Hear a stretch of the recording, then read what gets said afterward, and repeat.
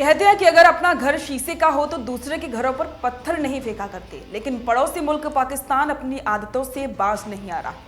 नमस्कार, मैं पूजा जादौन और आप देख रहे हैं द फैक्ट इंडिया। दूसरों के मामले में टांग अड़ाने की उसकी पुरानी आदत है। अयोध्या में प्रभु श्री राम के मंदिर से पाकिस्तान को मिर्ची इतनी तेज लगी कि वो उसे ना ही निगल पा रहा है और ना ही उगल पा रहा है। अब पाकिस्तान ने बाकायदा चिट्ठी लिखकर संयुक्त राष्ट्र में इसकी शिकायत की है। लेकिन क्या संयुक्त राष्ट्र राम मंदिर के मामले में कोई दखल दे सकता है? किसी देश के मामले में हस्तक्षेप करने को लेकर संयुक्त राष्ट्र के क्या नियम हैं? आइए इस बारे में जानते हैं। अयोध्या में प्रभु श्री राम के मंदिर की प्राण प्रतिष्ठा का कार्यक्रम इतना दिव्य भव्य हुआ कि पाकिस्तान के दिलो दिमाग में छाया हुआ है। भारत और भारतीयों की खुशी उसे फूटी आंख नहीं सुहा रही है।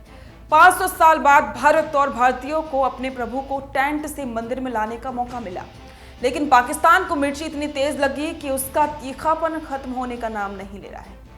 मंदिर मस्जिद के नाम पर झगड़ा खत्म होने के दशकों बाद अयोध्या में गंगा जमुना तहजीब की धारा बह रही है, लेकिन पाकिस्तान के हलक के नीचे से ये उतर नहीं रहा।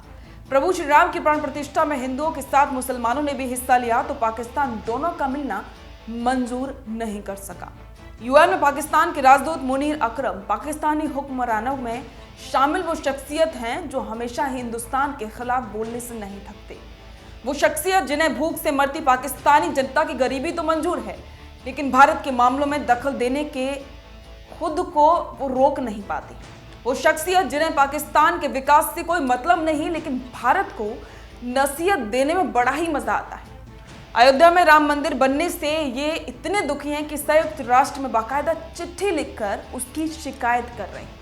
संयुक्त राष्ट्र को भेजी गई चिट्ठी में पाकिस्तान के राजदूत मुनीर अकरम ने लिखा कि पाकिस्तान भारत के अयोध्या में ध्वस्त बाबरी मस्जिद के स्थान पर राम मंदिर के निर्माण और प्राण प्रतिष्ठा की कड़े शब्दों में निंदा करता है।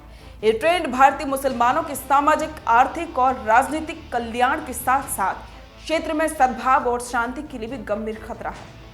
भारत में इस्लाम से संबंधित विरासत स्थलों की सुरक्षा सुनिश्चित करने के लिए हस्तक्षेप करने की तत्काल जरूरत है।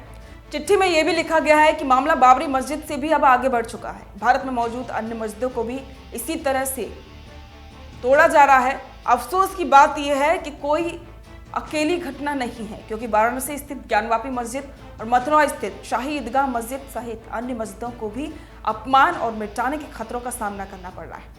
दखलंदाजी को लेकर यूएन का नियम आपको बता दें। संयुक्त राष्ट्र किसी देश के मामले पर यूं ही दखल नहीं दे सकता है। यूएन चार्टर के आर्टिकल 2.7 के मुताबिक अगर किसी देश का कोई आंतरिक मामला है तो उसमें यूएन दखल नहीं दे सकता है। हर देश की अपनी संप्रभुता है, उसमें दखलंदाजी का यूएन को अधिकार नहीं है। आइए जानते हैं कि संयुक्त राष्ट्र कब और किन मामलों में दखल दे सकता है। इसको लेकर क्या अंतर्राष्ट्रीय कानून है, जान लें कि यूएन चार्टर चैप्टर 7 में बताया गया है कि जब किसी देश का व्यवहार या काम अंतर्राष्ट्रीय शांति और सुरक्षा के लिए खतरा पैदा करता है, तभी संयुक्त राष्ट्र इसमें दखल दे सकता है। इससे साफ हो गया है कि संयुक्त राष्ट्र में पाकिस्तान के राम मंदिर पर रोने से कोई फायदा नहीं है। वो सिर्फ अपने घड़ियाली आंसू बहा रहा है, उसकी बात का कोई भी फायदा मिलने वाला नहीं है। पाकिस्तान को समझना चाहिए कि उसने अपना घर तो संभल नहीं पा रहा और दूसरों पर पत्थर मारने चले हैं।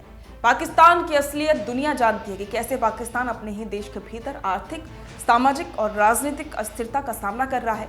वहाँ खुद ही मुसलमानों के हाल बुरे हैं, फिर भी वो इन मुद्दों से ध्यान भटकाने के लिए भारत में मुस्लिमों को भड़काने की साजिशें कर रहा है। हकीकत यह है कि पाकिस्तान में एक एक करके हिंदुओं की धार्मिक जगहों को टारगेट करके नष्ट किया जा रहा है। हिंदुओं के साथ आए दिन दरिंदगी की खबरें सामने आती ही रहती हैं। इस खबर पर आपके विचार हमें कमेंट करके जरूर बताएं। बने रहें द फैक्ट इंडिया के साथ।